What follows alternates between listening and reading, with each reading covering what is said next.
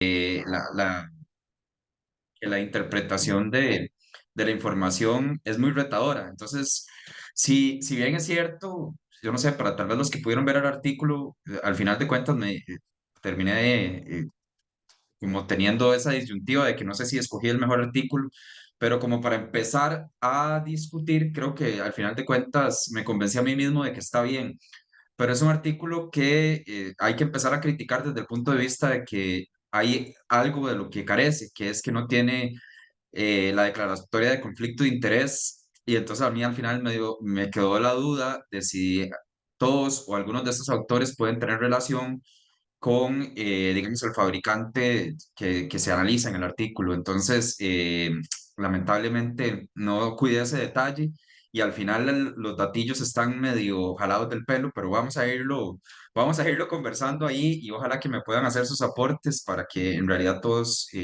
juntos aprendamos. Antes siempre le pido permiso a Javier para comentar algunas cosas porque sé que son algunas de repaso y situaciones así, entonces voy a ir como muy rápido para recordar que en realidad la autoinmunidad, ¿verdad? Es un fenómeno que obedece a un fallo en los mecanismos de tolerancia central y periférica en alguna naturaleza y, y que, pues, dependiendo del tipo de síndrome autoinmune que estemos viendo, puede tener diferentes características epidemiológicas. Pero me parece muy interesante la propuesta de estos autores. Quiero llamar la atención sobre dos cosas, sobre los factores de riesgo, ¿verdad? Porque desde hace muchos años nos proponen el modelo mosaico para entender lo que es la autoinmunidad, es decir, es multifactorial. No basta con tener una predisposición genética, sino que tienen que haber cambios epigenéticos y muchas veces lo que se llaman triggers ambientales, es decir, tienen que pasar como ciertos hits, como pasan ciertas enfermedades virales, ¿verdad? Para que prácticamente se conjunten todos los factores y las personas empiecen, digamos, a debutar con su enfermedad autoinmune. Recientemente la academia discute mucho sobre la causalidad que puede existir entre que las personas tengan un error innato, la inmunidad puntual, y que eso más tarde genere una enfermedad autoinmune, ¿verdad? Y entonces es ese tema de qué vino primero, la gallina o el huevo, ¿verdad? Que yo creo que es muy importante empezar a discutirlo y empezar a tenerlo en cuenta porque ya muchas veces en las personas que tienen algún grado de enfermedad reumática empiezan a encontrar errores innatos de la inmunidad que muchas veces pasan desapercibidos. Entonces, se supone que ese podría ser en muchas ocasiones la enfermedad de fondo. Pero yo quiero también llamar la atención sobre las, digamos, cuatro aspectos que nos ponen aquí estos autores. Es una figura muy buena, ¿verdad? Dice que existe entonces una predisposición, ¿verdad? Que naturalmente, dependiendo del tipo de factor que sea, va a tener una magnitud mayor. Cuando hay un factor genético, la predisposición es mayor que cuando simplemente existen cambios epigenéticos.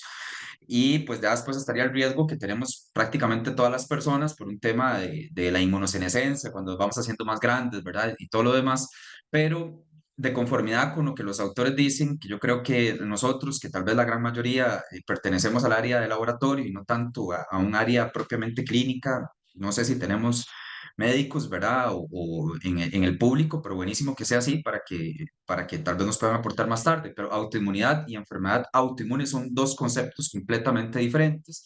Incluso nada más recordar que incluso hay autoinmunidad que es fisiológica, ¿verdad? Y que tiene un papel dentro del funcionamiento de la respuesta inmunológica. Entonces ellos tienen luego esta segunda etapa que es la autoinmunidad que le llaman benigna, es decir, hay presencia de autoanticuerpos, que es algo que en el laboratorio enfrentamos muy a menudo, que hay un autoanticuerpo, pero cuando el médico hace ya su evaluación integral, que es básicamente agarrar todos los datos, la historia clínica del paciente, los signos y síntomas que puede observar, más los datos de laboratorio y no hay enfermedad autoinmune, no hay suficientes criterios para tener enfermedad autoinmune y entonces la persona simplemente tuvo un ensayo de laboratorio que generó un factor confusor, porque a mí no me gusta decir que si detectamos autoanticuerpos, eso es un falso positivo, porque en realidad hay autoinmunidad, estamos detectando autoanticuerpos, pero lo que no hay es enfermedad reumática, es decir, somos parte de un gran rompecabezas, pero no somos el rompecabezas, es decir, si el laboratorio dice, mire, hay autoanticuerpos, no está diciendo, mire, hay enfermedad reumática, creo que ese es el concepto. Y después hay una etapa donde naturalmente estos factores empiezan a sumar mucho más para lo que ya es el desarrollo de las distintas enfermedades autoinmunes. Vean qué interesante, porque para la parte clínica esto es un reto diagnóstico enorme y es porque las enfermedades autoinmunes tienen un comportamiento tremendamente heterogéneo.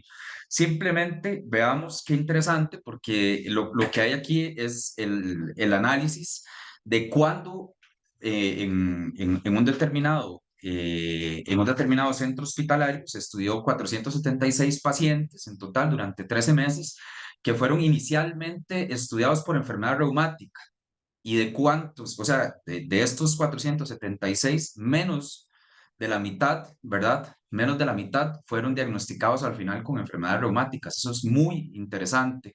Es decir, el diagnóstico diferencial es muy complejo incluso para clínicos, ¿verdad? Aquí hablan de clínicos en contexto comunitario, me imagino que puede ser algo como el primer nivel de atención, ¿verdad? Pero incluso hablan de reumatólogos. Pero vean qué interesante, el reumatólogo, el médico reumatólogo, que es el médico que tiene un entrenamiento enorme en este asunto, tiene una concordancia, ¿verdad? Diagnóstica o un capa de Cohen de 0,55 respecto a los que no son reumatólogos, que solo tienen un 0,32. Es decir, la concordancia entre la sospecha inicial y el diagnóstico final es muchísimo más alto cuando el médico está bien entrenado o que está entrenado de manera específica en esto. Al igual que el laboratorio es tremendamente heterogéneo y que tiene un montón de áreas distintas, la medicina debe ser igual, ¿verdad? Es muy complicada, hay un montón de especialidades y por supuesto los reumatólogos en ese sentido tienen una mayor tendencia a tener esa concordancia, pero vean que incluso cuando nosotros recibimos referencias de laboratorio, muchas veces el médico lo que está intentando es descartar un posible diagnóstico dentro de su guía diagnóstico, de su guía de diagnóstico puede venir eso, ¿verdad? Entonces, por supuesto que hay que seguir prestando el servicio, aunque la probabilidad pretest tal vez no sea la más alta. Esto es para reforzar el tema, ¿verdad? De que lo que ahora llamamos o tratamos de llamar anticuerpos anticelulares es parte incluso de criterios diagnósticos de lupus eritematoso sistémico en la guía de EULAR, ¿verdad? Hablando de un título de 1 en 80, es decir, es simplemente un criterio mínimo, ¿verdad? Que hace iniciar la sospecha junto con otro dominio inmunológico donde pueden haber alteraciones en ciertas proteínas como las proteínas del complemento y otros autoanticuerpos que pueden estar presentes como cardiolipina o beta-2-glicoproteína, pero sí somos parte de, pero no somos el diagnóstico, ¿verdad? Vean qué montón de dimensiones, es tremendamente complejo y eso que solo estamos hablando de lupus. Recuerden que hay esclerosis, hay miopatías, hay artritis reumática, hay enfermedad mixta de tejido conectivo, es decir, son síndromes y cajones enormes donde el reto y el conocimiento que se requiere es muchísimo. Esto es para ver un poco lo que fue la evolución histórica. Ustedes probablemente han escuchado hablar del factor antinuclear de las células LE, eso lo veíamos en la literatura y al principio, ¿verdad? Eran los primeros métodos que trataban de, de desarrollarse en el laboratorio para tratar de ver si existía alguna especie de comportamiento anticelular en el suero que al inicio de los 50 permitía estudiar lo que era enfermedad reumática. Después llegó la inmunofluorescencia que presentó muchos desafíos en cuanto a estandarización, armonización, muchísima subjetividad y además muy laboriosa, y entonces fue sustituida durante muchos años por ensayos de fase sólida, donde estaba la quimiluminiscencia, la ELISA, y ahora vamos a mencionar algo ahí de las limitaciones que puede tener esto, y después llegaron los sistemas automatizados de inmunofluorescencia que vinieron a tratar de empezar a saldar estas deficiencias que tenía la inmunofluorescencia en cuanto a estandarización, armonización y además la capacidad de manejar altos volúmenes en el laboratorio. Entonces, el regreso a la inmunofluorescencia es sobre lo que yo quiero hablar hoy y sobre lo que creo que en Costa Rica tenemos que empezar a hablar muchísimo más. Pero vean otra cosa que interesante, aquí tenemos un montón de enfermedades que tienen componente reumático, aquí hablan de lupus eritematoso sistémico, esclerosis, enfermedad mixta del tejido conectivo, el síndrome de solapamiento, que por supuesto que es un desafío enorme, síndrome antifosfolípidos, miopatías, en fin, ¿verdad? Hepatitis autoinmunes, glomerulonefritis, encefalitis, bueno, todas las que ustedes puedan creer, pero al principio si bien es cierto, esto clínicamente era un reto o era un dominio de reumatología e inmunología, donde por supuesto la probabilidad pretest cuando viene del referido de eso era muy alta, cada vez es una necesidad estudiar diagnósticos diferenciales que tienen algún componente de autoinmunidad en otras especialidades. Y nosotros, por ejemplo, lo hacemos hoy en día muchísimo con la gente de neumología para estudiar este tipo de enfermedades que están asociadas, por ejemplo, a síndrome antisintetasa, ¿verdad? Lo que se llama EPID, ¿verdad? Enfermedad pulmonar intersticial difusa, es un diagnóstico diferencial, ellos requieren muchísimo las pruebas autoinmunes dentro de sus guías trabajamos mucho con gastroenterología, trabajamos con hematología, por ejemplo, en las anemias y en las neutropenias, ¿verdad? A veces piensa que puede tener un componente autoinmune, entonces ellos se devuelven a investigar ciertas trombocitopenias, ¿verdad? Porque ahí está el tema de las púrpuras y todo esto que puede tener un componente autoinmune, entonces ellos tienen que investigar eso. O en nefrología, por ejemplo, el paciente con enfermedad renal crónica que tal vez la etiología no es tan clara, entonces ellos se devuelven a investigar a ver si de repente la etiología tiene que ver con una enfermedad autoinmune y nos llevamos muchísimas sorpresas. Entonces, vean cómo evoluciona esto, vean cómo perdemos probabilidad pretest por las necesidades clínicas que van desarrollando los pacientes. Entonces necesitamos afinar la herramienta, ¿verdad? Porque es muy fácil cuando ya viene referido por un médico que todo lo sabe desde el puro principio, que pueden ser como estas especialidades, es muy sencillo que el método se comporte muy bien, pero cuando el desafío aumenta, porque las especialidades van aumentando, las necesidades se van diversificando, hay que ponerle atención al método y hay que afinar nuestras capacidades. Bueno, entonces, ¿qué hace el laboratorio así en forma sencilla? Esto es lo que yo conocí cuando me gradué en 2015, el famoso ANASCREEN. Vean qué interesante. Básicamente, el ANASCREEN son los ensayos de fase sólida, como la quimiluminiscencia. Y vean la restricción. Básicamente, esto es un fabricante muy famoso, no lo quise poner ahí, pero bueno, uno de los fabricantes más famosos que está en el país. Vean, son 8 antígenos: SSA, SSB, SMID-RNP, SL70, HO1, CEMB, el AMA-M2, el mitocondrial y el ADN doble banda. O sea, básicamente estoy restringiendo el estudio de la enfermedad autoinmune a 8 antígenos. Y usted me puede decir, sí, pero vea, ahí están los que están asociados con lupus, unos que están asociados con esclerosis, uno que está asociado con síndrome antisintetasa y otro con hepatitis autoinmune. Pero actualmente nosotros conocemos probablemente, y esto es un dato que está por ahí, más de 110 autoantígenos antígenos que pueden estar asociados con autoanticuerpos que tengan relevancia clínica. Es decir, esto es un poco una visión reduccionista. Ahora vean, los fabricantes a uno le pueden decir cualquier cosa. Y yo no sé si lo mismo pasa en academia, ¿verdad? Que de repente ustedes les pueden vender un producto y se lo venden como si fuera quién sabe qué. Pero vean qué interesante lo que dice este fabricante. Dice, vea, y además les colocamos unas esferitas que son básicamente antígenos que nosotros extraemos de una célula F2 y los colocamos ahí. Y entonces uno se pregunta, ¿y cuál es la densidad antigénica? ¿Y cuál es la representación de esos otros 110 antígenos en el panel? Vean, yo no sé lo que ustedes piensan, yo no los quiero coaccionar, pero imagínense qué complejo es hacer que una esfera de quimiluminiscencia tenga suficiente concentración antigénica, suficiente dosis antigénica y que este ensayo tenga una verdadera buena práctica de manufactura. En realidad, estos ensayos están diseñados para detectar los 8 principales antígenos, que sí, que son los más prevalentes, que sí, que la gran mayoría de casos usted los va a pescar, pero ¿qué pasa con todo lo demás? ¿Verdad? Es un desafío enorme que yo creo que desde este punto de vista, para tal vez un primer nivel de atención, para un tamizaje, puede resolver muchísimo, pero para un escenario complejo, donde tenemos el requerimiento de un especialista y de patologías más complejas, yo creo que la capacidad resolutiva es menor. Bueno, y siguieron saliendo más ensayos de fase sólida que básicamente van teniendo las mismas limitaciones. Por ejemplo, ELISA, ¿verdad? Hablábamos de quimiluminiscencia y Line Blot. Hay gente que los trata de utilizar como tamizajes y decir, vea, si usted detecta el autoanticuerpo específico, todo bien, va a funcionar, pero en realidad son más para buscar un autoanticuerpo específico que para hacer un tamizaje. En realidad su aplicación parece ir más por ese lado. Y esto otro que tiene que ver con los ensayos multiplex que están en desarrollo, tipo lo que ustedes conocen como tecnología Luminex, probablemente, ¿verdad? ¿Alguno ha tenido algún acercamiento a la tecnología Luminex? Los ensayos multiplex son maravillosos para eso y pues forma parte de lo que puede ser el futuro, la autoinmunidad, junto con otro tema que les voy a adelantar porque yo sé que muchísimos de ustedes tienen un conocimiento enorme sobre eso, que tiene que ver con entrenar estos sistemas que voy a describir a continuación con una aproximación tipo Machine Learning. Ajá, entonces yo, por ejemplo, sé muy poco de eso, pero yo sé que muchísimos de ustedes y muchísimas de ustedes tienen un gran conocimiento sobre eso y ya lo han utilizado. Entonces, creo que por ahí va la idea de la presentación, como tirarles ideas para cosas que se pueden hacer a futuro.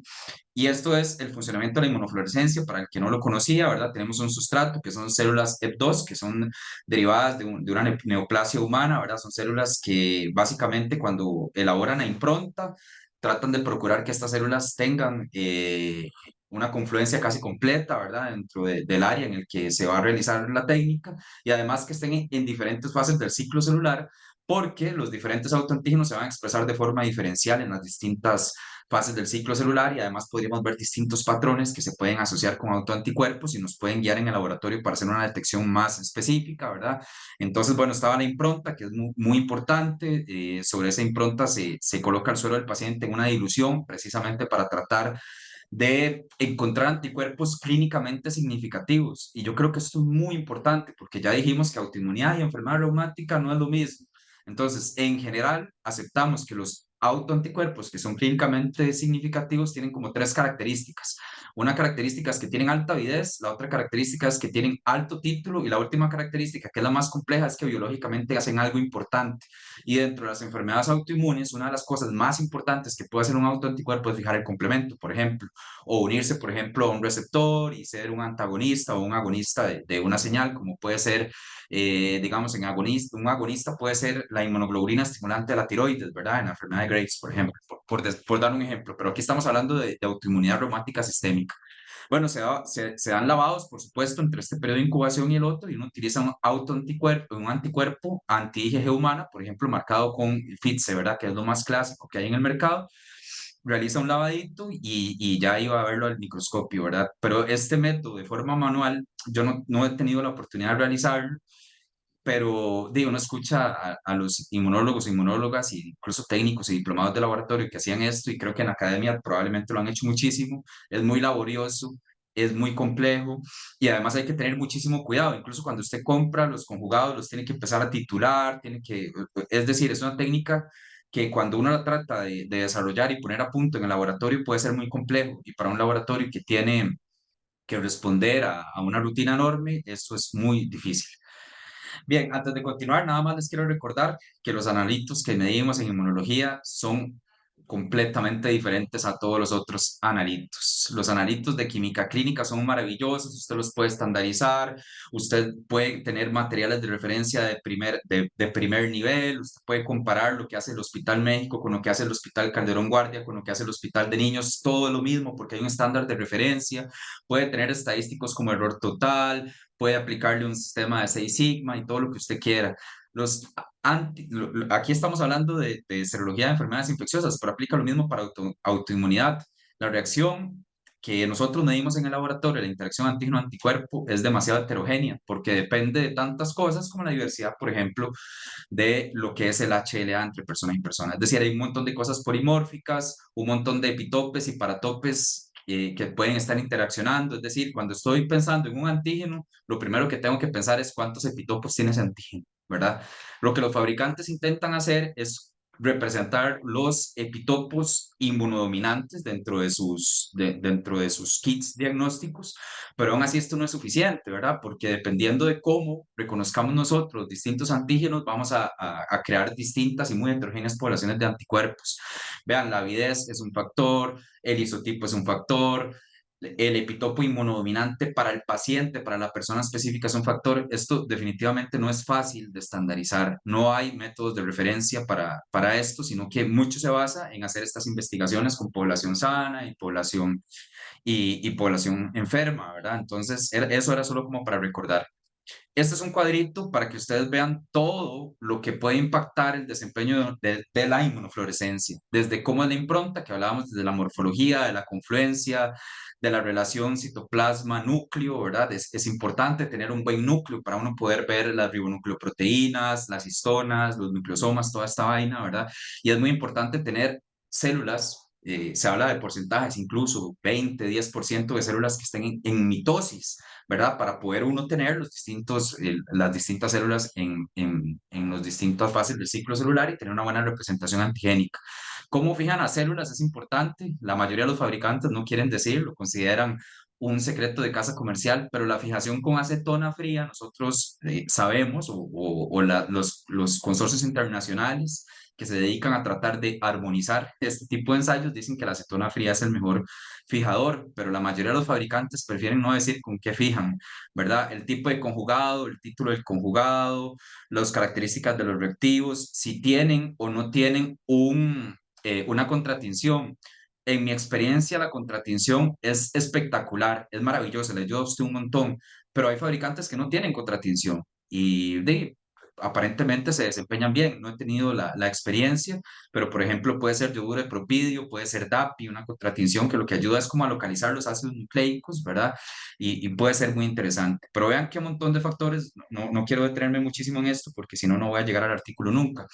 Bueno, ya conversamos de esto, ¿verdad? Las distintas fases del ciclo celular. Es importante que estén bien representadas dentro de las improntas. Esto es una dificultad técnica. Cuando yo vea al microscopio una foto que me toma un sistema automatizado, o yo lo vea al microscopio y busque, tengo que encontrar células de todo, de todas las fases del ciclo celular. Tengo que encontrar sobre todo células en metafase, son muy importantes, células en anafase, en telofase, las que están en interfase son esenciales para la gran mayoría de los antígenos. Si yo no encuentro células en metafase dentro de una foto, el sistema analítico está mal y tengo que hablar con mi proveedor, con mi fabricante para que me ayude, ¿verdad?, a mejorar la forma en la que se están tomando las fotos o que las improntas vienen defectuosas. Otras dificultades técnicas, porque ustedes vieron que en el artículo no solo se habla de clasificar, capacidad de clasificar en positivo o negativo, sino que se habla de titular. Y titular es sumamente importante para los laboratoristas, para los clínicos de repente no tanto, después podemos discutir por qué, pero para nosotros, los laboratoristas, es importante que los sistemas puedan titular bien. Lo otro que se habla es la capacidad de discriminar patrones, pero bueno, yo les quiero hablar del título porque vean qué importante es el título, ¿verdad? El título de corte que uno utilice para, para ejecutar la técnica es muy importante, vean, sin diluir. Básicamente usted está viendo un negativo con una dilución 1 en 10, usted está viendo un positivo. ¿Qué significa eso? Efecto de zona. Es tremendamente conocido, ¿verdad? Que el efecto de zona puede afectar este tipo de determinaciones. Vean esto otro que interesante. A la mayoría de laboratorios cuando estamos empezando nos sucede. El fenómeno de enmascaramiento, viene usted y ve esta inmunofluorescencia, y la mayoría de las personas podrían decir, bueno, si la metafase está negativa y yo veo esto, y eso puede ser un moteado de altísimo título, ¿verdad? Con una dilución de corte de 1 en 100, y usted lo diluye un poco más y aparece una cosa completamente distinta que es un anticentromérico, ¿verdad? Enorme, había un bloqueo, un enmascaramiento, una interferencia, es decir, pueden haber patrones mixtos que uno esté en un título tan alto, tal, que esté enmascarando o esté bloqueando la expresión del otro, ¿verdad? Y de repente entonces llega al consultorio del médico un reporte con un patrón que al médico no le concuerda con la clínica que está viendo del paciente y eso tiene que ver con que tal vez el laboratorio no quiso corroborar o no logró detectar la necesidad de corroborar una dilución más. Entonces, cuando uno ve un patrón de estos rarísimos o una intensidad de fluorescencia muy alta, es importante que uno tenga la flexibilidad de que su sistema analítico titule o uno titularlo, ¿verdad? No hay que depender siempre de las máquinas, simplemente uno agarrar el suero y diluirlo, hacerle una dilución más la que va a hacer la máquina. ¿Verdad? Al principio lo hicimos así en la experiencia que tuvimos en el San Juan de Dios. Vean lo de la dilución del punto de corte, que esto es esencial y esto es lo que yo creo que Costa Rica en algún momento tiene que hacer. Si ustedes entran y googlean, van a ver que Brasil tiene un consenso para todo Brasil de un título y es muy interesante porque en Brasil su título de corte, es decir, la primera dilución que hacen para ensayar un suero, de cualquier paciente con cualquier nivel de sospecha es 1 en 160, mientras que ustedes vieron que en Europa es 1 en 80. Y hay países, particularmente americanos, que utilizan 1 en 100, pero también depende de lo que recomienda el fabricante. ¿Qué es lo que pasa? Que si nosotros nos quedamos solo con lo que recomienda el fabricante, no sabemos cómo se comporta nuestra población.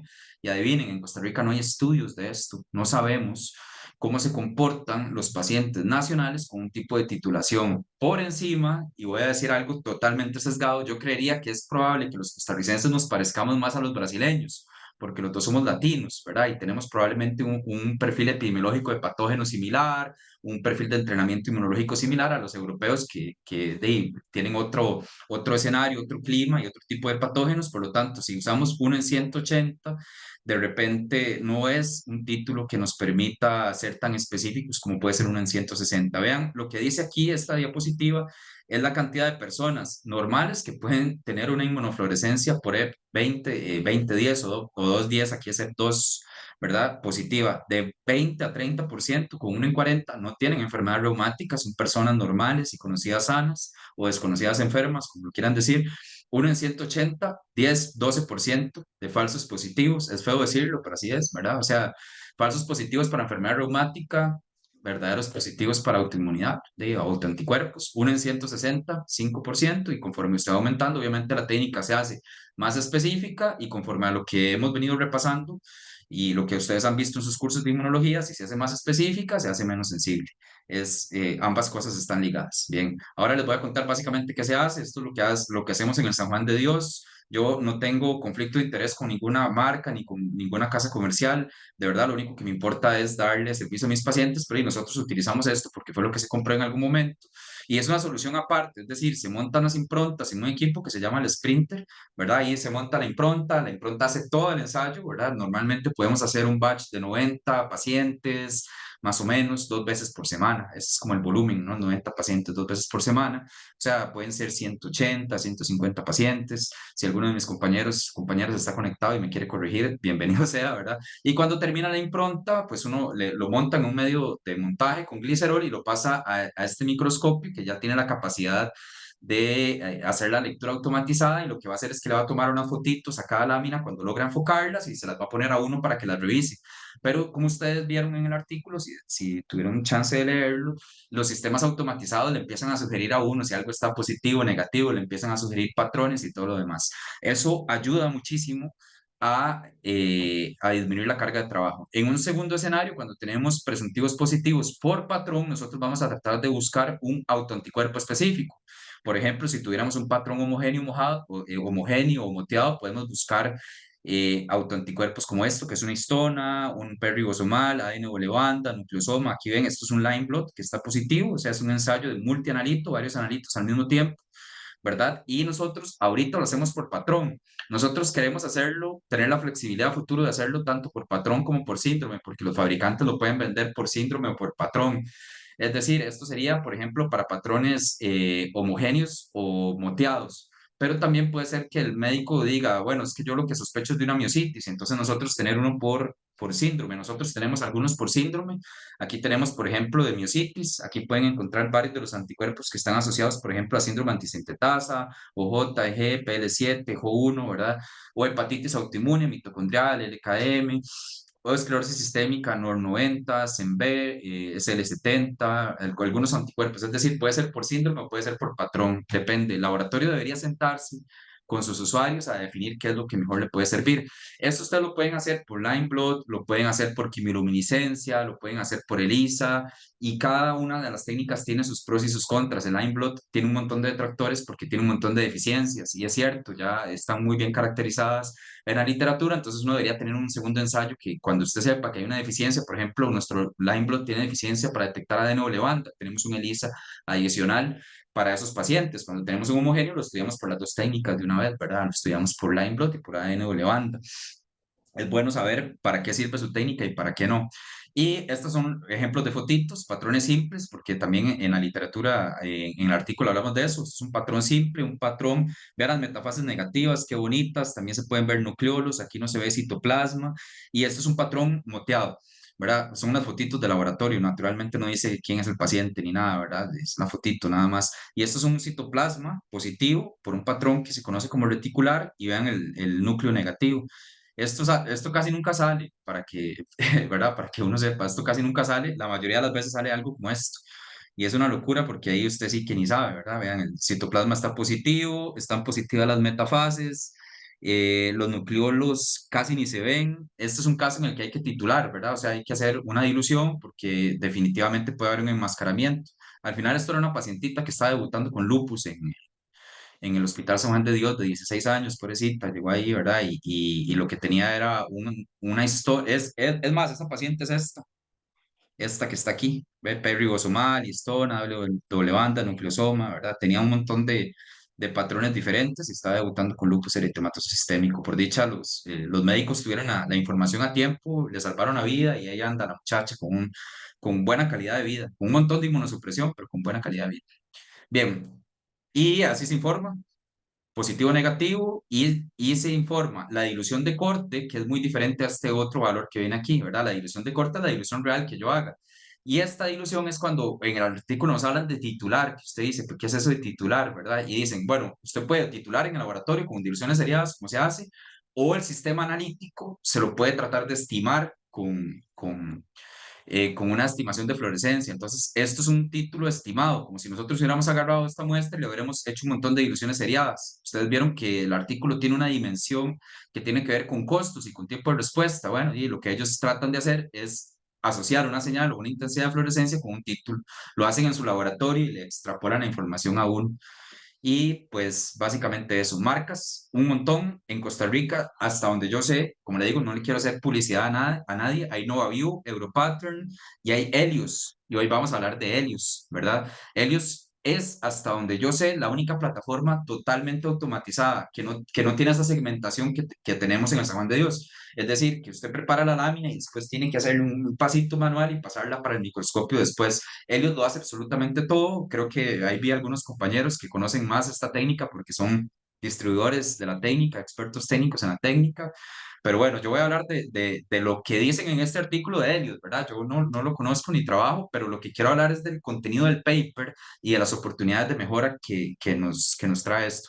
No quiero entrar a explicar esto porque la verdad yo tampoco lo entiendo muy bien como para poder explicarlos, pero el sistema puede analizar la imagen, no es decir, no solo le toma una foto, sino que hace algoritmos matemáticos de segmentación de las distintas partes. Ven aquí cómo segmenta, ¿verdad? La célula la descompone en varias partes, ajá, y con un algoritmo matemático reconstruye la imagen y la clasifica no solo como positiva, sino como dentro de ciertas posibilidades de patrones. Es un algoritmo matemático y se basa en una tecnología que se llama BCM, ¿verdad? No es una inteligencia artificial ni nada por el estilo, aunque por ahí anda el futuro de esto, ¿verdad? Yo ya se los quería señalar ahora, ¿verdad? En Machine Learning, en entrenar, que la máquina aprenda a reconocer patrones con el tiempo, no solo que usted le cargue, porque por ejemplo lo que hace Eurimun, o como lo hizo fue que cargó 5.000 imágenes en un banco y le enseñó a ese sistema con ese algoritmo a discriminarlas. Está bien, puede discriminar un montón de imágenes, pero ya cuando usted está en la práctica, usted se da cuenta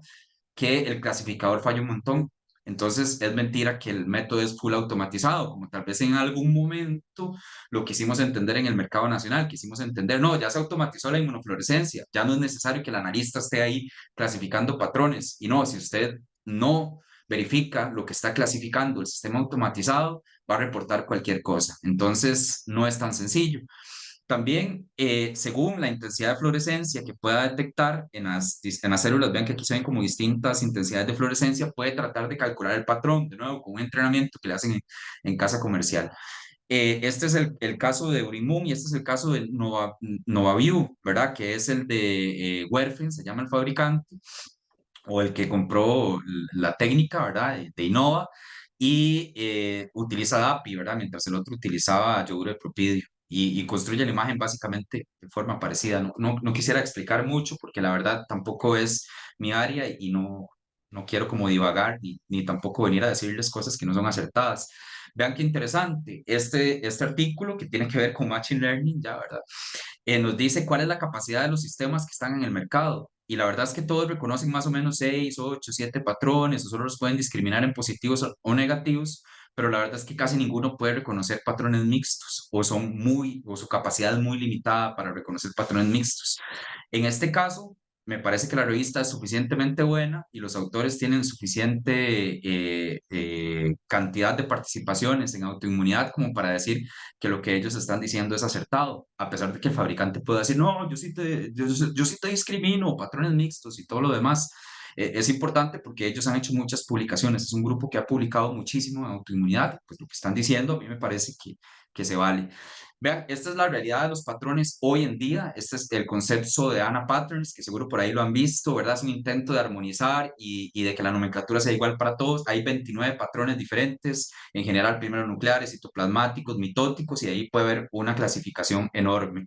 Entonces ya ustedes se darán cuenta que en el artículo trataron de hacer una simplificación que no viene al caso, ¿verdad? Y eso es que tratan de reducir los 29 patrones que uno puede detectar, tratan de reducirlos a 8. Y yo creo que ese es el principal, la principal crítica que yo tengo para este artículo. Vean, otra cosa sobre la que yo quiero llamar la atención, ahora que ya voy a entrar rápidamente a analizar el artículo, es esto. La mayoría de artículos que ustedes encuentran de autoinmunidad son con series de pacientes perfectamente caracterizadas. Es decir, te van a decir, tengo 200 pacientes ya diagnosticados con lupus y 200 que sé que son sanos. Eso no tiene nada que ver con lo que vimos al principio de la rutina. La rutina es demasiado heterogénea y llegan pacientes de reuma, llegan pacientes de inmuno, de gastro, de medicina familiar, llega una señora de 70 años con dolor articular porque se ha caído, no sé, un montón de veces y tiene la vitamina D bajísima, a como llega una persona joven que también tiene dolor articular o que tiene un rash o que tiene algo. Es decir, esto es muy valioso que se haga en un escenario donde no hay selección de las muestras, donde no hay un sesgo de selección de muestras, sino que es de lo que va a llegar en un periodo de tiempo. Todo va para adentro, ¿verdad? Sin criterio de inclusión, sin criterio de exclusión. Vamos a ver cómo funciona la rutina, ¿verdad? Muy interesante. Bien, entonces esta era la población de estudio. Quiero hacer comentarios puntuales sobre la población de estudio. Ustedes saben que las enfermedades reumáticas son más prevalentes en mujeres, entonces me parece que es bastante bueno que haya una digamos, un mayor porcentaje de mujeres reclutadas dentro del estudio de los 3.164 pacientes. Esto es muy importante. Ustedes vieron que el periodo de estudio era corto, eran pocos meses. Y por eso esto es valioso, porque a nosotros nos pasa un montón. En un mes nosotros podemos recibir 4 o 5 solicitudes de anticelulares del mismo paciente, ¿verdad? Esto es enormemente valioso porque esto es rutina, esto pasa, le repiten el examen y vea, es que no me gustó, se lo vuelvo a repetir, no, no, es que eso está raro, se lo vuelvo a repetir, eso pasa un montón. Vean, el tema de la edad es importante, si tuviéramos una edad muy baja, ustedes saben que la prevalencia de las enfermedades autoinmunes en población pediátrica es muy baja, ¿verdad? Las enfermedades autoinmunes son principalmente afectan a la población adulta, con sus diferencias, con sus bemoles y con todo lo que ustedes puedan decir por ahí. Vean qué interesante lo otro, aquí tenemos como que ellos tratan de ver quién refirió los distintos exámenes, esto es muy valioso, ¿verdad? Por supuesto, reumatología y medicina interna son los dominantes. Y vean qué interesante cómo reumatología, al menos en este escenario clínico, se preocupa mucho por el título, le piden al médico que titule. Y ustedes dirán, bueno, ¿cuál es el uso previsto de una técnica anticelular? Es un tamizaje nada más. Después, para seguimiento, para pronóstico, evolución del paciente, la técnica nunca ha demostrado tener valor. Es decir, si hoy tengo un título de, no sé, de 1 en 1000 y el médico inicia los corticosteroides para ver el éxito del tratamiento, le importa la parte clínica y de nuevo, al final, ojalá que alguien pueda comentar si hay médicos practicantes de esto dentro del panel de las personas que estamos participando, pero el título no le es muy informativo desde ese punto de vista. Pero para saber si estamos con altísima certeza ante un verdadero positivo, los títulos altos son probablemente anticuerpos patológicos, como lo vimos, ¿verdad? Entonces vean qué interesante, como ellos sí se interesan muchísimo, los reumatólogos, en el tema de la titulación en este artículo, en este escenario, en este país. Puede ser muy diferente en Costa Rica. Sobre esto, nada más quería mostrarles, para los estudios clínicos muchas veces siguen esta mnemotecnia, ¿verdad? El famoso pico, o sea, ¿cuál fue la población de estudio? Todas las consultas, esto era la rutina, ¿verdad? ¿Cuál fue la intervención o lo que estábamos analizando? La técnica de anticuerpos anticelulares por INFA, estábamos comparando lo que hace este laboratorio, que es la visualización manual contra una visualización totalmente automatizada. ¿Qué estábamos comparando? Al analizador contra el analizador automatizado, contra los analistas de muchísima experiencia. Dice, mira, nosotros pusimos dos especialistas que han visto todas las inmunofluorescencias que ustedes no se puedan imaginar. Y el outcome, aquí sería como el comparador, al final, ¿qué están comparando? Sensibilidad, especificidad y concordancia para empezar a ver qué puede haber, ¿verdad? Entonces, eso es como en general lo que se quiso hacer. Y aquí tenemos una segmentación dependiendo de lo que pidieron, si pidieron solo screening, si pidieron solo titulación, ¿verdad? Y el estándar de referencia era lo que ya hacía el laboratorio, o sea, la visualización manual, ¿verdad? Entonces, si la visualización manual estaba positiva, ¿verdad? Seguíamos hasta identificar el patrón y el título cuando pedían titulación, y si no, solamente la identificación del patrón y la positividad, y comparamos contra ese sistema analítico que se llama Helios, ¿verdad? Vamos a detallar más adelante, esto es como una descripción de toda la investigación, entonces no me voy a detener ahí. Aquí me voy a detener para mostrarles algunas cosas, ¿verdad? Vean que al final de cuentas, como les decía, teníamos verdaderos positivos, falsos negativos y verdaderos negativos cuando comparamos el Helios, ¿verdad? Contra la visualización manual. La sensibilidad es una sensibilidad normal para la inmunofluorescencia. Una inmunofluorescencia bien ajustada tiene esas sensibilidades. A uno le puede parecer que es mala, ¿verdad? A mí me puede parecer que es mala, pero es que en realidad esa es la sensibilidad estándar de la inmunofluorescencia. Y la especificidad está buenísima, está muy buena en realidad. Para enfermedad reumática sistémica es una especificidad muy, muy buena. Y la concordancia también es buena con índices de capa de Cohen, que aquí puse cómo se interpreta este estadístico, ¿verdad? Que nos dan la mayoría de veces buena concordancia. Adicionalmente, yo no sé si vieron, ¿verdad? Los investigadores dijeron, vamos a inventar hacer un análisis por título de corte y dijeron, vamos a ver cómo se comportan los que están en 1 en 80 y los que están 1 en 160. Y eso tiene que ver con un concepto que se llama el positivo débil. Y recuerden que normalmente uno trata de poner en una prueba cualitativa un punto de corte y tiene que setear ese punto de corte en un espacio que diferencie el que tiene la condición del que no tiene la condición, donde normalmente existe un traslape, ¿verdad? Y ese traslape es un error. Para poder hacer un buen punto de corte, tengo que aceptar un error ahí, ¿verdad? Más o menos, sobre todo en técnicas cualitativas. Eso justifica que cuando ustedes diluyen a 1 en 160 y tengan una sensibilidad mucho mejor, con una especificidad mejor, es decir, en 1 en 180 estábamos perdiendo información. Ese es el impacto del positivo débil. ¿Y cuál es la implicación? Sé que hay gente de fabricantes y distribuidores. Los distribuidores y los fabricantes nos hacen una trampita, nos ponen controles internos que siempre van a dar, ¿verdad? Que siempre van a dar. Vea, son controles internos que son de analito único, o sea, que solo básicamente están diseñados para la pruebita en específico, en el caso de la inmunofluorescencia por EP2010 o EP2, lo que utilizan de control positivo es un patrón aislado homogéneo de altísimo título. Eso nunca va a fallar y no tiene conmutabilidad, no se parecen nada a las muestras, no nos puede medir a rastro y otras cosas, ¿verdad? Entonces, y nunca tenemos un control positivo débil, porque siempre es de altísimo título, o sea, siempre va a dar, o sea, no podemos saber en esa zona, que es la conflictiva, que es la zona del punto de corte, cómo se está desempeñando la técnica en el día a día. Esa es la crítica, ¿verdad? Y yo creo que esto lo evidencia muy bien este paper en esta parte, ¿verdad? Bueno, después hacen un análisis de las discrepancias, porque sí, definitivamente tenían discrepancias, tanto de los falsos negativos como de los falsos positivos. Y pues la conclusión era que visualmente lograban ver diferentes patrones, normalmente homogéneos, de puntos nucleares, nucleolares, de distintos patrones, que el sistema analítico los clasificaba como negativos. Y al revés, ¿verdad? El sistema analítico vio unos cuantos ahí positivos que los analistas los clasificaron como negativos. Esto no tiene gran relevancia, esto tiene que ver con el ajuste del índice de fluorescencia, ¿verdad? Y la subjetividad que pueden tener los observadores, porque recuerden que esto es muy subjetivo y más cuando estamos en títulos bajos, porque si ustedes vienen a ver aquí, vean, el título es apenas el título de corte, 1 en 80. De nuevo, volvemos a tener problemas en el área del punto de corte, ¿verdad? El área del punto de corte es la que nos da problemas, títulos bajos siempre, 1 en 80, 1 en 160. Ustedes no ven problema de discrepancia con títulos de 1 en 1000, de 1 en 32.000, no, no, existen solo en la zona de títulos bajos. Y recuerden que hay un error siempre como de una dilución. O sea, entre este y este podríamos decir que pueden ser 1 en 180 o podrían ser negativos.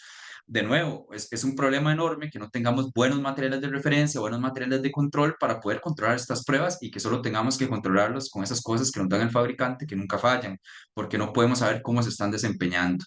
Los laboratorios se tienen que preocupar por estar controlando este índice de fluorescencia. Yo conozco muy pocos laboratorios que hacen inmunofluorescencia y ninguno controla esto. Eh, eso es importante y eso nos incluye a nosotros. Tenemos que aprender a controlar esto, ¿verdad? Entonces ahí está la implicación. Bien, para discriminar patrones simples, todo pierde, ¿verdad? En realidad encontramos que la concordancia no era tan buena tampoco como queríamos, pero esto normalmente pasa. O sea, por eso les digo, uno tiene que pasar corrigiendo el sistema analítico. Y ojo, que yo tengo experiencia con otro fabricante, eso está bien, y me llama la atención que, por ejemplo, tuvimos un malísimo rendimiento en citoplasmáticos y estos son muy importantes. La mayoría de los laboratorios no le dan importancia a los citoplasmáticos y los citoplasmáticos se asocian mucho con miopatías, se pueden asociar con perigosomal, por ejemplo, que puede estar asociado a enfermedades tipo lupus u otros. La mayoría de laboratorios no le dan importancia. Vean qué pésimo es la concordancia con el citoplasmático. Pero esto pasa también en el sistema analítico que yo trabajo, entonces ya es algo común y hay que aprender uno a diferenciar los citoplasmáticos. En el homogéneo y en el moteado tienen un buen desempeño. Es normal que uno corrija 3 de cada 10. Eso es normal, al menos en mi experiencia. Si alguien tiene otra experiencia, agradezco que lo comente. Y me llamó la atención que este sistema analítico tiene un desempeño buenísimo en el nucleolar. Y yo dije, voy a ver cuántas, y una N de 23 está respetable, digamos, 23 casos, y tuvo un agreement súper importante. Normalmente, para contarles, el nuclear tiene un pésimo desempeño en sistemas automatizados automatizados. Entonces, Helios hace algo muy bien con el nucleolar. No sé qué será, pero lo hace muy bien. Y esto ni vale, vean, n igual 1, n igual 2, eso ni vale. Eso yo no sé ni por qué lo pusieron ahí, porque en realidad estadísticamente cero significativo. Ustedes vieron la trampita que hicieron ellos, simplificaron 29 patrones a 8, entonces para mí ni siquiera vale la pena comentar esto. Dudo demasiado de estos datos, la verdad que no vale la pena ni siquiera comentarlos. Pero bueno, y las concordancias fueron más o menos buenas. Recuerden, lo que sabemos hasta ahorita es que ningún sistema analítico es tan bueno para patrones mixtos. Esto ya es entrenamiento de las personas. Y les quería comentar este tema, vean, la dilución del punto final, al principio y al final es muy buena, y en el intermedio es donde suele haber problemas, ¿verdad? Aquí tenemos el título estimado, ¿verdad? Que yo les decía que es el que ajusta el fabricante respecto a lo que hace en su validación, y esto es lo que uno haría haciendo diluciones seriadas. Entonces aquí hay buena concordancia y aquí hay buena concordancia, y aquí ya tenemos una zona donde obviamente hay mucho fallo. ¿Qué implica eso? Bueno, implica que es necesario seguir revisando los índices de fluorescencia, y si nuestro médico quiere una titulación inicial, pues yo creería que mejor la hacemos manual, ¿verdad? Hasta que no mejore esto, porque el desempeño, la verdad, no es tan bueno. Nosotros nunca hemos tenido un requerimiento de titulación, nada más como para contar como anécdotas, nunca nos han requerido titular algo. Y esto es para cuando ya vamos a verlo patrón por patrón. Y a diferencia del sistema analítico en el que yo tengo experiencia, que es el de Urimum, me llamó la atención que puede suceder y con muy poco, o sea, de verdad es un evento raro que se subestime el título por distintos tipos de patrones, más bien tienden a subestimarlo, o sea, el error tiende a subestimar el título. Para nosotros es un problema que el error tiende más bien a sobreestimar el título, entonces es diferente en Helios que en Eurimum, y eso es para tener en cuenta porque incluso podría ser una ventaja competitiva. Y estos datos que, bueno, el de los puntos nucleares para mí no vale, son dos, y el del centromérico, que es muy problemático, el título del centromérico es muy problemático, y además eso probablemente tiene que ver con lo que les enseñé el enmascaramiento. El autoanticuerpo que nosotros siempre encontramos enmascarado en el laboratorio, casi siempre, siempre es el centro médico. Ese es, bueno, al menos esa es mi experiencia. Bien, y por último, esto es para ver la parte ya para lo que uno le tiene que ir a enseñar a los administradores para que compren la solución, aunque sea más cara, ¿verdad? Y es decir, vean el ahorro enorme en el tiempo de respuesta total, desde que llegó la solicitud, esto es en horas, ¿verdad? Si no me equivoco, ¿verdad? Es una disminución súper importante. Quiere decir que se está prestando un servicio mucho más oportuno que cuando era simplemente manual. Y en cuanto a lo que es ahorro enorme, ¿verdad? Sobre todo cuando hay que hacer una titulación, porque antes gastaban en promedio 4 pocillos, 4 sustratos, y pasaron a gastar en promedio 1,5 utilizando el sistema de titulación manual. Eh, eso está bien. Si uno logra ajustar o setear los parámetros del instrumento para que pueda hacer un título más acertado, eso podría funcionar. Bien, entonces eso era como lo que quería comentar. Quiero terminar diciéndoles cuáles son las necesidades.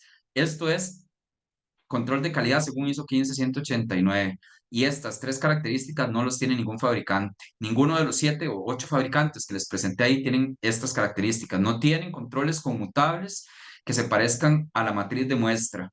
No tienen controles con niveles clínicamente relevantes. Según los datos, ¿cuál vimos que es o sea, cuál vimos en este estudio que es el nivel que de verdad da problemas? Lo que está cerca del punto de corte, lo que es un positivo débil. Vean, lo que está uno en 32.000, lo que está uno en 1.000, eso no da ningún problema, eso es lo que es. Es más, el médico ni siquiera ocupa probablemente ese resultado para saber que esa persona tiene una enfermedad reumática, simplemente está documentando, ¿verdad? Y lo otro es que se pueda hacer un análisis independiente, porque cuando el fabricante te da tu propio control, el propio control para controlar su propio sistema analítico, usted tiene que asumir que ahí hay algún grado, por supuesto, de sesgo, ¿verdad? Entonces la producción de estos materiales en otros países se hace normalmente como en un entorno académico, ¿verdad? Como en un entorno académico, lo hacen bancos de sangre. Es un proceso que no es sencillo, tiene muchos pasos de control de calidad. Si hay alguien del Cloviro nos puede contar qué tan complicado puede ser preparar algún material que tenga que ver con plasma o con suero o purificar una proteína o caracterizar una proteína. Yo no tengo experiencia en eso, recuerdo algo de la universidad y recuerdo que era muy complicado, ¿verdad? Entonces, mejorar el proceso de control de calidad puede mejorar el ajuste de los puntos de corte, puede mejorar el ajuste de la fluorescencia y un montón de cosas que son necesarias para que estas técnicas puedan funcionar mejor y de verdad puedan ser automatizadas, porque actualmente su grado de automatización, digamos que es semi-automatizado, porque siempre tiene mucho requerimiento de un analista con experiencia para estarlas viendo. Y esto es muy interesante porque es este paper, pasado, presente y futuro de la determinación de anticuerpos antinucleares, y me quiero ir hasta acá. Me quiero ir hasta acá, hasta lo que es el futuro de esto, porque ya hay papers de esto y ya hay gente que comprende muchísimo lo que es utilizar herramientas de bioinformática, herramientas basadas en machine learning, inteligencia artificial, para que se puedan integrar los datos clínicos que alimenta el médico en la observación de su paciente con los patrones de imágenes que está dando por ejemplo, uno de estos sistemas automatizados, construir mejor la imagen, comprender mejor la imagen e interpretar mejor la imagen. Y no solo tener las 5.000 imágenes o 10.000 imágenes de entrenamiento de casa comercial. Nosotros probablemente en estos 3 años que tenemos de experiencia con ese sistema analítico, y a lo que les he contado, 180 por semana, imagínense la cantidad de imágenes que ha visto nuestro sistema analítico.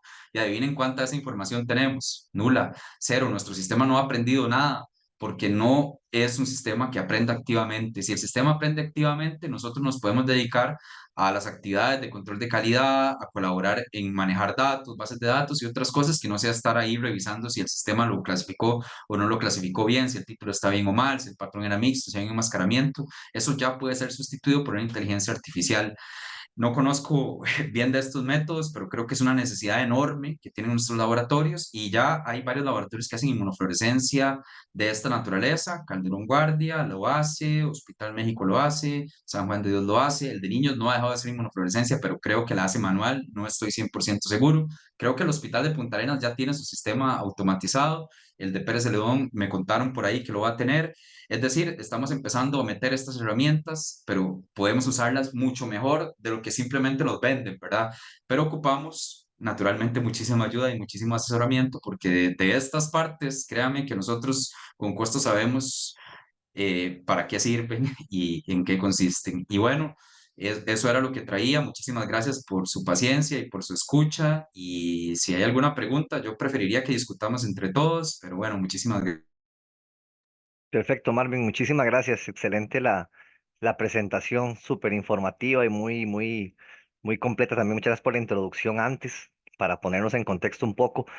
Sabemos muchos que no tenemos experiencia clínica en este tipo de cosas, entonces eso también nos ayuda muchísimo a ponernos todos en contexto. Si alguien tiene alguna pregunta o algún comentario que quiera hacer, podemos abrir el espacio con toda confianza. Recuerden que este es un espacio para discutir, no hay por qué inhibirnos de preguntas, dudas o algo que queramos que Marvin nos explique. Hay que aprovecharlo también que es un experto en el tema.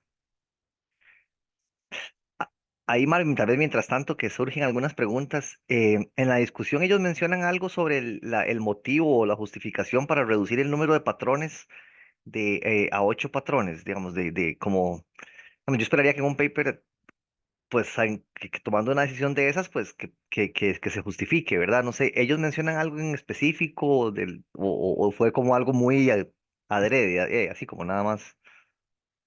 Yo creo que sí, sí, igual que vos, es la parte más decepcionante porque yo esperaba muchísimo de esa revista y lo hicieron por conveniencia, nada más. Fue como por conveniencia vamos a agrupar todos estos códigos de patrón del código ICAP solo en moteado, porque sabemos que el sistema analítico no puede. No, no. O sea, yo siento que de verdad, además seguro el análisis se les iba a hacer más complejo, porque imagínense, era 29 contra 29, esa tabla ya iba a ser muy compleja y cuando eran mixtos, mucho mejor. Entonces yo creo que fue para simplificar y como le digo, me queda la duda en el corazón porque no sé si alguno de ellos tenía ligamen también por ejemplo, con Helios. Y no Ujú. importa que la calificación haya salido mal, porque ya sabemos, y no son solo ellos, son todos los fabricantes que tienen ese problema, ¿verdad? Entonces, si la calificación sale mal, tampoco les iban a bajar, qué sé yo, las ventas o una situación así. Ya sabemos que es un problema global. pero de repente alguno tiene ligamen o la investigación estaba financiada y Mm. no podían, tenían que simplificarla tal vez de repente para que se viera más bonito. Yo lo hubiera excluido mejor, ¿verdad? Creo que, pues, no voy a analizar eso porque de por sí no vale la pena, pero bueno, esa sería la justificación para simplificarla. Ujú. Claro, claro. Ujú. Sí, Eh, viste, bueno, ustedes que saben más de journals, pero yo creo que es desde mi punto de vista, lo que he visto, creo que es un journal pesado, ¿verdad? Que tiene un buen peer review y donde han salido unos artículos, pues, muy buenos, pero bueno, y no sé qué le pasó. No digo que sea malo, ¿verdad? Pero me quedó debiendo. sí, claro. Lucy. Hola, buenas tardes. Marvin, muchas gracias por la charla. Siempre muy interesante escucharlo usted hablar sobre temas de calidad en inmunología. Nos abre mucho la visión de lo que hacen en el hospital y de el gran trabajo que realizan. Yo lo que quería preguntarle era esto sobre los estudios poblacionales, si tienen algunos en camino, ¿verdad? Sobre la primera dilución que se debería utilizar y todas las cosas que comentaste, que en Costa Rica no tenemos los datos, porque aunque la máquina no aprenda, ahí me imagino que tienen guardados imágenes de los pacientes que han analizado y todo, entonces como si ya tienen en camino ideas o qué planes tienen para eso. Ujú. Buenísimo. En el contexto de la especialidad que acaba de pasar, mi compañera, que es la verdadera especialista, Pamela, ajá, Pamela Serrano, ya tiene un estudio de punto de corte con donantes de banco de sangre. Vamos a ver cómo sale. Ajá, estamos probando uno en 80, uno en 100 y uno en 160. Entonces yo tengo un sesgo enorme por el de uno en 160 y vamos a ver, hay que apostar a ver qué sale. Ajá, ya están corridos, ahora solo lo que falta es sentarse a interpretarlos y hacer la estadística. Creo que son como 200 más o menos que se pudieron correr. Entonces es chiquitito, sería más bonito que fuera multicéntrico y se va a enfocar en lupus, porque también tenemos que tener una población positiva para poder construir como la curva ROC, digamos. Entonces, la población, el departamento de reumatología nos ayudó con pacientes que ya consultan y que tal vez no tenían un régimen de inmunosupresión tan importante, porque eso definitivamente podría afectar, ¿verdad? Los pacientes que tienen ya inmunosupresores como más potentes, puede afectárseles la respuesta inmune y la capacidad de detección podría verse baja, disminuida, perdón. Entonces, ya está en marcha. Vamos a tratar de hablar en algún momento con los compañeros del Calderón y del México, a ver si se puede hacer algo más nacional, que sería más bonito, ¿verdad? Y más potente, pero sí, sí, al menos la revisión del punto de corte sí la estamos haciendo. Más allá de eso, no estamos haciendo nada. No, Ujú. pero qué bueno. Ahí nos cuentan después en el Journal Club. Ah, Sí, buenísimo. No, yo le voy a decir a Pamela que se anime. Lo que pasa es que ella no quiere liberar sus resultados hasta que los presente primero, Claro, ¿verdad? Es por su trabajo de supuesto. grabación que está pendiente. Sí, Ujú. sí, ajá. Claro, Eh, buenísimo. también, perdón, ahora dije que la máquina no aprende y en realidad lo que quería decir es que no aprende como aprende según el enfoque Machine Learning. Sí, conforme usted vaya haciendo clasificaciones, el algoritmo se ajusta. Eso es lo que dicen los fabricantes, que el ujú, algoritmo se va ajustando un poquito como a su preferencia, pero no es un tipo de aprendizaje o de deep learning que llaman, ¿verdad? De ese tipo de machine learning que yo muy poco sé, pero no es ese tipo. Sí ajusta como un poco el algoritmo, ahí nada más para aclarar. Ujú. ujú. Súper bien. Y todo súper también importante eso, ¿verdad? Que hemos hablado de poner puntos de corte nacional, ¿verdad? También, que eso siempre ha sido un tema desde el año pasado que estamos hablando de esto. Steven, que tiene la mano levantada, después Jurena y Gabriel. Vamos, vamos en ese orden, tal vez. Ujú, Muchas gracias, doctor. Me gustó mucho la presentación. Usted sabe que todos estos temas de calidad eh, están bastante fuertes. Yo nada más quería hacer un pequeño comentario que es relacionado a este cambio de paradigma que creo que tenemos que empezar a incentivar en lo que son los laboratorios clínicos, ¿verdad? Que es donde estamos un poco acostumbrados por tema de tiempo, por carga de trabajo, no llevar a las tecnologías a tanta exigencia y a tanta evaluación. Entonces, también porque a veces los sistemas de compras per se no propician, ¿verdad? A veces que tengamos estas funciones de verificaciones y de validaciones, que es algo que realmente no es común en los laboratorios clínicos, ¿verdad? Que hagamos verificaciones o que establezamos incluso ni rangos de referencia, ni criterios de corte, ni nada de este tipo. Pero sí me parece que tiene que existir este cambio de paradigma, ¿verdad? En donde nos volvamos cada vez más críticos. Nosotros lo vimos mucho en COVID, ¿verdad? Donde te ofrecían cualquier cosa COVID por urgencia y realmente las cosas no funcionaban como se decían los insertos. Entonces, justamente es esto, para seguirlos motivando, que puedan llevar a las tecnologías a las exigencias y que podamos, digamos, desde el laboratorio clínico encontrar una forma de ajustar esto a la normalidad, o sea, que esto sea más normal, que sea más la norma Ujú, realmente que la excepción, especialmente con este tipo de tecnologías que también nosotros, bueno, de mi parte tengo cierto conocimiento donde realmente tenemos que llevarla a ajustarla a nuestro laboratorio, hacer una estandarización, una verificación intralaboratorio, ujú, porque incluso no, como dice usted, nuestros incluso pacientes no podemos compararlos con otras regiones, ¿verdad? Ni incluso pues, por un tema incluso del esquema vacunal, que es diferente a Europa, que es diferente a Centroamérica, etcétera. Realmente este tipo de validaciones aportan muchísimo. A mí sí me queda como, ¿verdad? Que siempre escuchamos que la caja es una, entonces a mí me encantaría, ¿verdad? En algún momento que existieran lineamientos ¿verdad? Porque son esfuerzos importantes, ¿verdad? Esto tal vez uno lo ve así, pero hacer este tipo de estudios, bueno, pues de muchísimo esfuerzo y dinero por medio. Entonces, que tuviéramos, ¿verdad? Algún tipo de lineamiento de cómo verificar o este tipo de tecnologías o cuáles son los criterios de escogencia porque sí, a mi parecer, el paciente que va al Hospital San Juan de Dios merece el mismo resultado de reumatología que el que va a Limón o Pérez Celedón, ¿verdad? Por el abordaje y tipo de paciente que es, pero pues motivarlos y que sigan adelante y muy interesante todo este trabajo. Quiero decir que es muy nuevo para nosotros, pero no siento que debería ser tan nuevo. Ujú. Realmente vamos un poquillo ujú, ahí, ujú. ¿verdad? Cojeando. Listo. Muchísimas gracias, Steven. Eh, Jurena, no sé quién es Jurena. Juan Manuel Ureña, mucho Ah, gusto. ¿cómo está, Juan Manuel? ¿Cómo Todo bien. están? Todo Ujú, bien por dicha.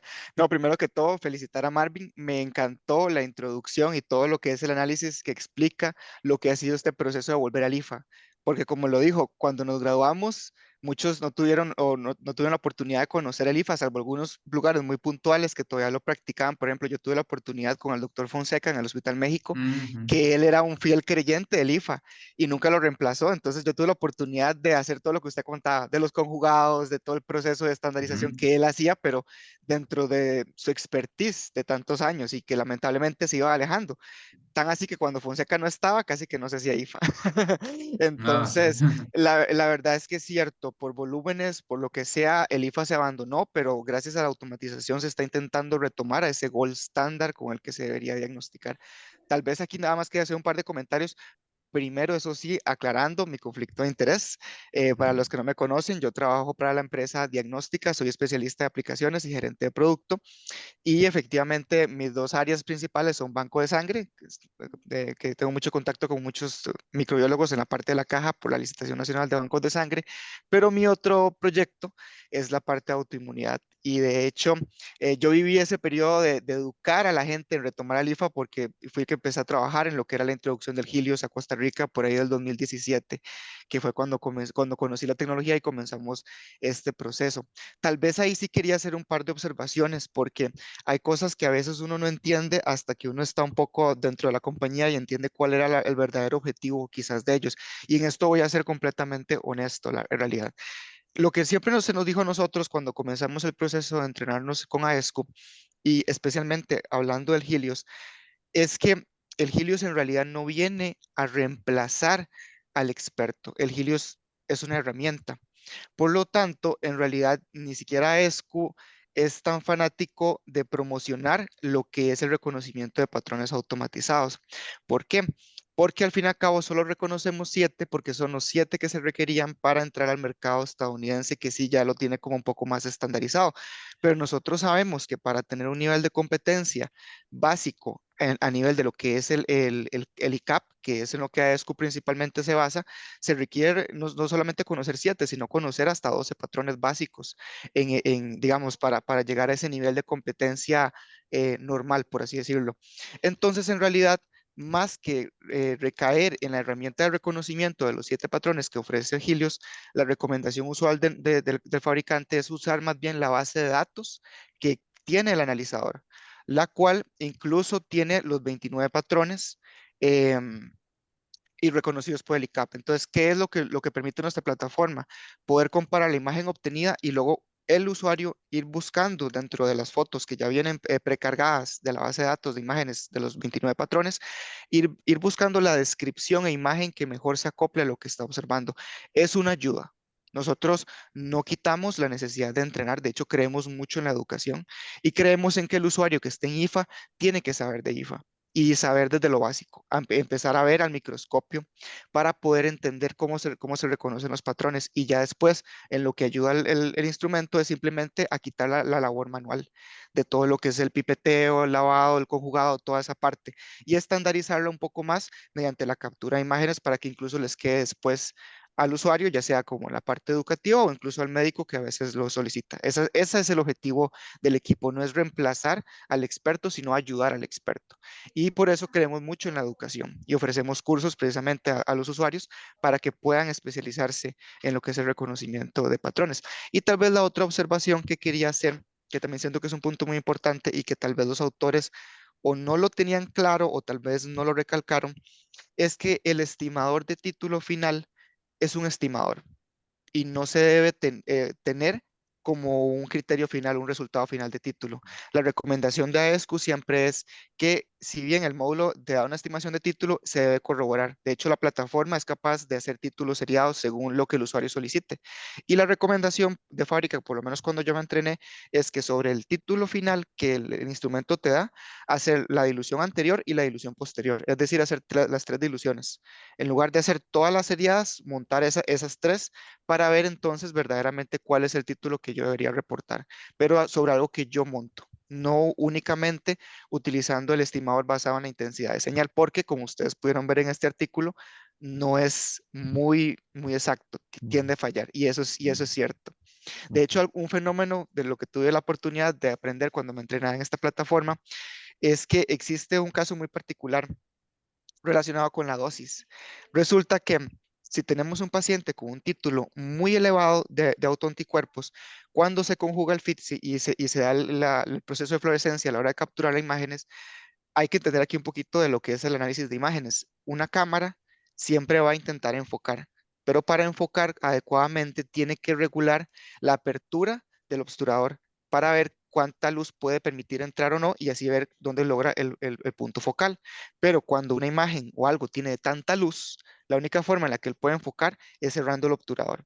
Entonces, ¿qué es lo que a veces en AESCO nos entrenaban? A tener cuidado con los títulos muy altos, porque los Ujú, títulos muy altos pueden dar predicciones hacia abajo, porque para poder capturar la imagen correctamente en la resolución correcta, el software y la cámara tienden a cerrar el obturador para poder captar menos luz. Y es hasta que uno lo titula que uno entonces empieza a dar cuenta verdaderamente cuál es el título final. Y ahí es donde el estimador pierde mucha validez para esos casos en particular. Por eso la recomendación, nuestro título es un estimado. De hecho, es un módulo adicional que se incluye en el software que se llama estimador de título final. No es un resultado absoluto. Entonces esa es como la otra observación que tenía que hacer, porque a veces los autores en los artículos como que no dejan claro eso y se da esa mala ujú. concepción de que es un resultado absoluto cuando es solamente una sugerencia. Y no, básicamente esas eran las observaciones que tenía que hacer. Muchas gracias, Juan Ah, no, Manuel. no, es espectacular. Buenísimo, gracias Juan Manuel. Con gusto, Sobre gracias a todo ustedes. porque es un experto en la plataforma, ¿verdad? Como yo decía, yo no tengo experiencia en la plataforma y aprendí un poco a través de estos autores. Ujú. Sí, vean, definitivamente eso que dijo Juan Manuel es un sesgo enorme, ¿verdad?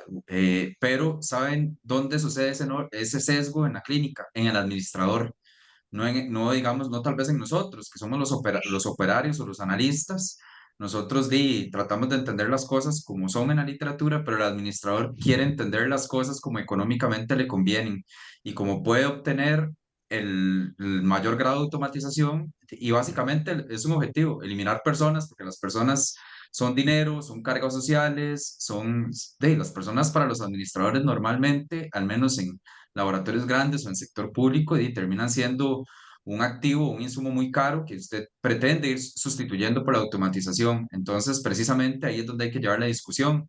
Vea que bueno, de dos frentes lo podemos contrarrestar al administrador que quiera decir, no, yo voy a meter esa plataforma y voy a eliminar un diplomado y dos analistas, ¿verdad? Y ya se automatizó todo el proceso. Así fue como en algún momento se quiso hacer la introducción del sistema, tal vez en nuestra experiencia, ¿verdad? Y cuando empezamos a tener el primer contacto, que como dijo Juan Manuel, fue básicamente un contacto virgen, sin ningún tipo de contexto, de ahí fue cuando nos dimos cuenta que esto no era así y tuvimos que ir afuera a hablar con el grupo del doctor Orlando Carballo, ¿verdad? Para poder entender toda la complejidad que había detrás de esto y familiarizarnos con ICAP y todo. Pero cuando una empresa es socialmente responsable, dice eso, ¿verdad? Vea qué interesante. Usted se comporta como una persona responsable en el sentido que dice, sí, vea, nosotros podemos hacer todo esto, pero entonces no sobrevende su producto, ¿verdad? Que eso es lo que a veces podría pasar y por lo cual también nosotros como consumidores tenemos que entender muy bien qué compramos y qué necesidades va a solventar, ¿verdad? Para poder tal vez contrarrestar cuando de repente el gerente del producto o la persona que está a cargo de distribuirlo, de repente quiere como sobreestimar las características, ¿verdad? Para tratar de magnificarlo, ¿verdad? Entonces, más bien muchas gracias por hacernos esas aclaraciones. Y no, y de paso, ahora que hablaba Steven, decir que con esta empresa diagnóstica nosotros sí hicimos nuestra primera validación real en el tema de citometría de flujo, que creo que Lucía y Javier conocen muy bien el tema de citometría de flujo.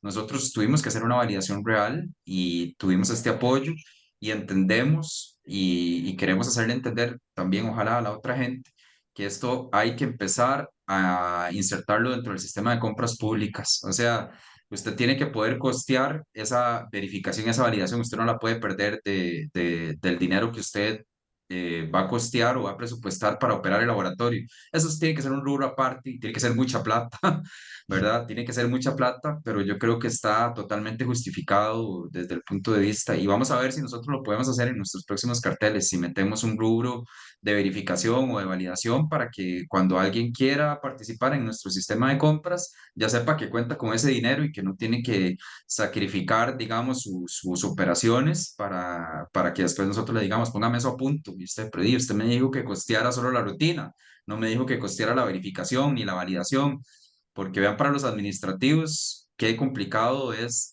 entender cuánto dinero van a gastar para operar una prueba como esta, ¿verdad? Ujú. Pero yo creo que esa ruta, entre más hablemos y más necios seamos, probablemente va a llegar, ¿verdad? Sí, excelente. Gabriel tiene la mano levantada, pero la bajó. No sé si... Buenas, Sí, ¿cómo están? Bueno, es que, bueno, primero que nada, la presentación me gustó mucho. Muchas gracias, Doc, por el tiempo y el esfuerzo que le puso, que quedó muy claro todo, me gustó.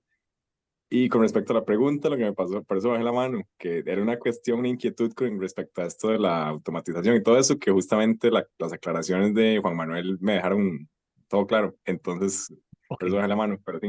Ok, perfecto, Gabriel, muchas gracias. Andrés, Buenas tardes, doctores. No, muy claro y muy buena la presentación, doctor. Yo tenía, o sea, una duda que es como más ya la parte operativa, porque digamos, de un extremo está la CEP2, que tienen todos los antígenos, de ahí son de lo máximo. Y por otro lado, de ahí está el BioFlash, que de ahí es súper automatizado, de ahí saca todo adelante y de ahí hay que hacerle poquísimo. Mientras que la Mm. CEP2 hay que chinearlas, es como hacer una ELISA, hay que hacer lavados y todo. Pero entonces a la hora de la hora, con tantos pacientes, tantas muestras y todo, ¿cómo es que se llega a un buen balance como en la clínica para dar los resultados, la mayor cantidad de resultados posibles, pero sin dejar fuera todo el resto por ejemplo, de antígenos que no me cubren, o sea, que no se ven, por ejemplo, en el BioFlash? Sí, bueno, recientemente tuvimos la experiencia para contar, bueno, quiero contar dos cosas. Tuvimos la experiencia con los compañeros, bueno, con una colega mía de la especialidad de Cartago, que nos refería a un caso donde tenía quimioluminiscencia positiva con ENAs negativos. Ese era el tema, ¿verdad? Decía, es que sí, vea, nosotros corremos un ensayo quimiluminiscente de X marca, ¿verdad? Está inicialmente positivo, pero corremos todos nuestros ENAs y está negativo. Y el médico dice, ese paciente tiene una enfermedad reumática. ¿Por qué los ENAs están negativos? ¿Por qué el ADN levante está negativo? Y pues nosotros corrimos nuestra inmunofluorescencia y definitivamente teníamos un patrón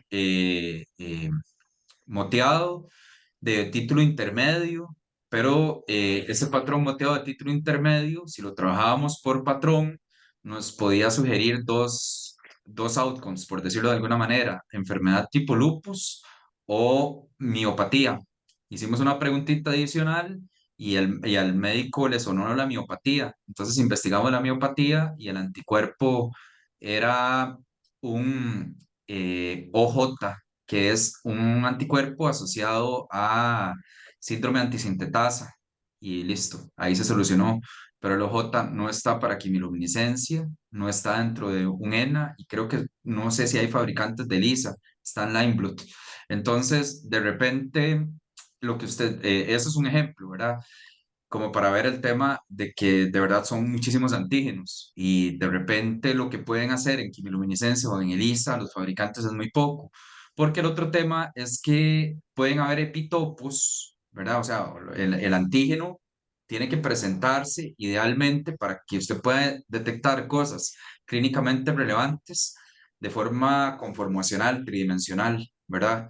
Y los antígenos nativos casi que en nada de quimiluminiscencia son posibles. O sea, en quimiluminiscencia o en ELISA, la gran mayoría de las veces el antígeno se desnaturaliza y aparecen más bien epitopos que clínicamente no son relevantes, porque en la estructura tridimensional de la proteína, digamos, in vivo, no están expuestos, ¿verdad? Están ocultos, son crípticos, por decirlo de alguna manera. Entonces, esa es una limitación que sucede no solo en autoinmunidad, sino también en histocompatibilidad. La mayoría de las veces uno tiene que tratar de promover los inmunoensayos por ese problema que ustedes vieron ahí de la heterogeneidad. Le voy a pasar ese cuadro, yo creo que es muy importante. Yo te lo voy a pasar, Javier, tal vez en el grupo puedes subir la presentación porque de repente alguien tenga interés en un paper o algo, ¿verdad? Y ese es un paper que yo le recomiendo a todo el mundo leer, donde compara los antígenos de química clínica con los de inmunología. Eso le abre a uno la mente y las ideas a todas las limitaciones de las cosas que hacemos. Pero cuando tenemos antígenos, o tenemos una fuente, un ensayo basado en células donde los antígenos se expresan de forma nativa, tenemos que preferir esos. Después, ahora sí, la parte logística y operacional.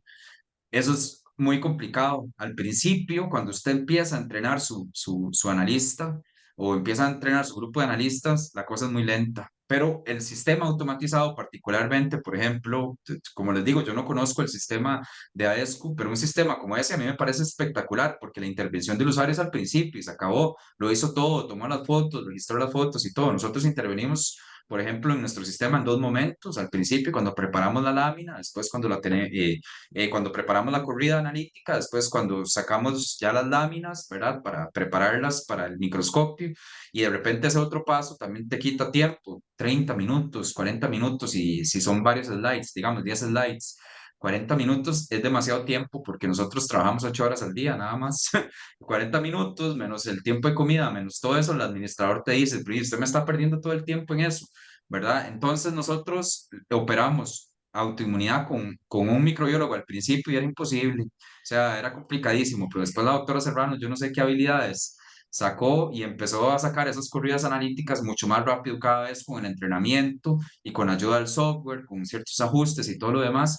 Al final, para justificarle a la administración la necesidad de más personal, tuvimos que hacer un pequeño estudio como de capacidad instalada y nos ayudaron con un diplomado. Entonces, ahora sí, el analista se puede dedicar más a la parte de validación, a elegir cuáles van a ser las pruebas reflejas que se van a realizar y todo lo demás. Lo otro que le puedo contar es que definitivamente todos estos sistemas tienen un software que ayuda muchísimo, ¿verdad? Que le permite elegir las pruebas reflejas, como decía ahora, como nos contaba Juan Manuel, tienen bancos de imágenes y además ICAP tiene ese sitio que se llama Ana Patterns, donde usted también puede ver los patrones, puede acceder a bancos de imágenes.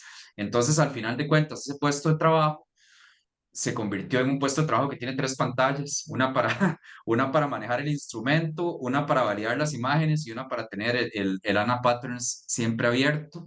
Entonces, yo digo que sí, sí se puede producir bastante, pero al principio es muy lento, muy engorroso y usted sufre un montón, pero el que se ve beneficiado es su paciente, ¿verdad? Y yo no sé incluso si puede ser más barato. Ujú. Habría que preguntarle tal vez a la doctora Calderón, que acaba de tener una experiencia con QuantaFlash en el Hospital México, cómo está el asunto. Pero yo sí le puedo decir, digamos, puedes visitar tal vez de repente si tienes interés el laboratorio, hablamos con el doctor Francisco Rodríguez para que veas cómo se logró la logística. Al principio era como parir un niño nuevo, perdonen la palabra, pero era muy doloroso y era muy complejo, pero conforme el niño creció, se ha ido haciendo más sencillo. Ahora, la doctora, que es nuestra especialista, sale a vacaciones, ¿verdad? O tiene una capacitación o hacemos una rotación para que otros analistas no perdamos experiencia y colaboremos y así. Y entonces sí, definitivamente nosotros tenemos otra velocidad. Pero si yo me comparo con Marvin hace 3 años y Marvin ahora, yo puedo decirte que soy bastante más rápido y ya no es lo de antes, porque ese tema de los bancos de imágenes que mencionaba Juan Manuel, digo, básicamente revisas una foto y la contratinción o las herramientas que traiga el software te pueden ayudar. Entonces, uno puede validar, digamos, una corrida analítica de 90 muestras en unas 3 horas, por ahí 4 horas. Al principio no podía durar 2 días, pero es como todo, hay que pasar el proceso. Perfecto, muchísimas gracias, Marvin. Bueno, no sé, también tal vez nada más un último comentario con eso que mencionabas vos del futuro de la parte de Machine Learning. Yo creo que eso es un área que, por ejemplo, bueno, por ahí anda Mario Romero, que es de patología de la Universidad Nacional, que creo que al menos en la parte de patología, eso también es algo que el reconocimiento de patrones a través de Machine Learning se está dando muy fuerte. Y en caso, digamos, que en algún futuro, ya sea de alguien de su laboratorio, o en algún futuro que alguien quiera como meterse en esa área, acá en la UCR, en la Facultad de Ingeniería, hay un doctor que se llama Francisco Siles, de Ingeniería Eléctrica, que él trabaja mucho con análisis de patrones de imágenes. Y de Mm, hecho, hay un médico patólogo que se llama Yadavas, que él está haciendo ujú, su tesis de la maestría de bioinformática con él. Y lo que están haciendo es hacer análisis de machine learning de estas de imágenes, en ese caso de patología, para hacer conteos, por ejemplo, de células CD3 positivas en cortes de tumores, en ese caso. Como su tesis es de eso, como para hacer los conteos de forma como, sí, como computacional, digamos, a través de ese reconocimiento de patrones y ya usando algoritmos bioinformáticos ya de inteligencia artificial y machine learning. Entonces, si tienen ustedes bancos de imágenes que en algún momento quieran meterse en ese campo, yo estoy seguro que, bueno, Francisco es súper colaborador y estoy seguro que él estaría también súper interesado de meterse. Él tiene colaboraciones con varios investigadores de acá de Micro y de otras facultades y a pesar de ser de ingeniería, él se mete mucho en la parte también de bioinformática y entonces nada más para que lo tengan en cuenta en caso de que en algún momento les interese. Y perfecto. bueno, ¿no? Ujú, Y de mi parte, entonces, nada más agradecerles, tal vez ya para no tomarles más el tiempo, agradecerles muchísimo la participación y la discusión también a todas las personas. Eso es la parte más, aparte de toda la información que nos trae Marvin, la parte más rica de todo también es que se haga una muy buena discusión. Entonces, bueno, agradecerles muchísimo y ahí después les mando la presentación para que si Marvin me la pasa, se la mando por correo. ujú, de fijo. Y, Ujú. y entonces nos vemos de hoy en 15 con la próxima presentación. Entonces, que pasen bonita noche. Muchísimas gracias. Gracias, buenas Hasta noches. luego, Marvin. Gracias. Igualmente, Pura gracias. vida. Muchas gracias, buenas noches.